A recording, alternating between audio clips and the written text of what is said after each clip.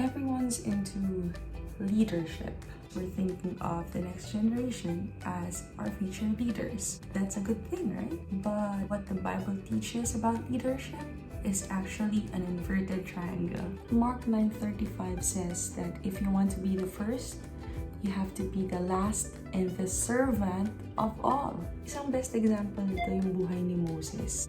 He's just like everyone. Nagreklamo din siya, nag-inarte, gawa ng maraming excuses. Lord, di ako marunong magsalita. Lord, ayoko iba na lang. Lord, paano kung di sila maniwala sa akin? Lord, patawad.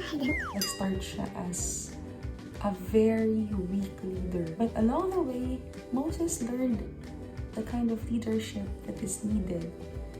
And that is what we will study today. Paano maging servant leader ala Moses. Servant leadership has 3 formulas. Number 1, compassion should be greater than convenience. Pag leader ka, be prepared to leave your comfort zone.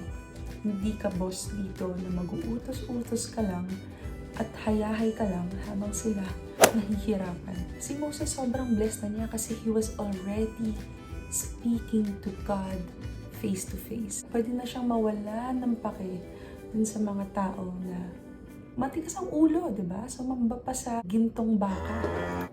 Sa Exodus chapter 32 verse 11, but Moses tried to pacify the Lord his God.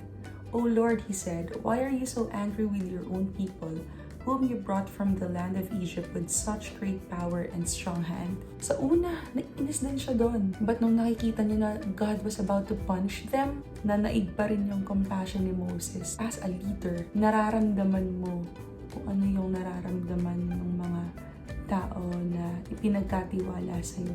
Formula number 2, intercession should be greater than your ignorance or apathy. One of the indicators na yung prayer life mo ay mas lumalalim is when you start praying for others more than your own desires and needs. And malalaman mo talaga na sincere yung prayer pag ramdam na ramdam mo yung pain nung pinagpipray mo as if it was you who's suffering. Sabi dito sa Exodus 32:31-32, so Moses returned to the Lord and said, oh, what a terrible sin these people have committed. They have made gods of gold for themselves. But now, if you will only forgive their sin, but if not, erase my name from the record you have written. Ganong klase ng intercession na sabi ni Moses. Lord, kung di mo lang din sila papatawarin, burahin mo na yung pangalan ko sa langit. That kind of accountability, that is a real servant leader. And our last formula, the presence of God is greater than the promised land. Ha? Paano ka ba promise lang yung goal nila? Kalma. Of course, the goal of being freed from slavery from Egypt that time for the Israelites is to go to their promised land. But that is not the ultimate goal. The ultimate goal is for them to know who God is. Flashback tayo. Bakit nga ulit nagalit ng Lord? Kasi gumawa sila ng idol, gintong baka, para sambahin in place of God. Commandment number 1 nga yun eh. Huwag gagawa ng ibang Diyos maliban sa Kanya. Na-hurt si Lord. Nagpalit ka sa baka. So sabi ni Lord, sige, punta na kayo sa promised land. Pero hindi ako sasama sa inyo. Magpapadala na lang ako ng angel na mag-guide sa inyo papunta doon. Pero hindi ko na kayo personally sasamahan. So si Moses parang, what? Shocked siya, di ba? So si Moses that time, nag-isip siya, presence ng Lord o promised land. Then Moses said, if you don't personally go with us, don't make us leave this place.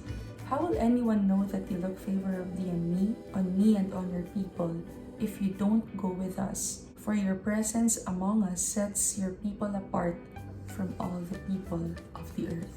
This servant leader knows his priority. Moses knew that the goal is not just to enter the promised land, but to keep the presence of God throughout the journey.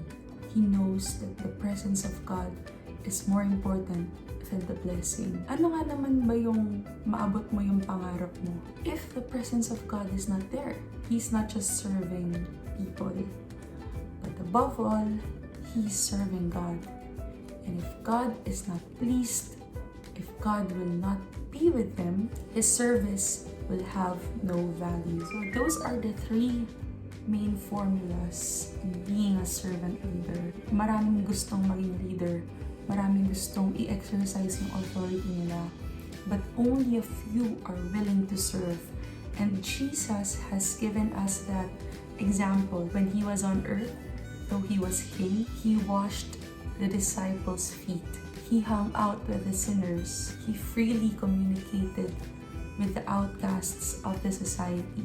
And that kind of leadership is what Jesus wants us to exercise in our workplaces, in our ministries, in our families, and wherever God places us. God called us to love him above all and to love our neighbor as we love ourselves. And love is not self-seeking.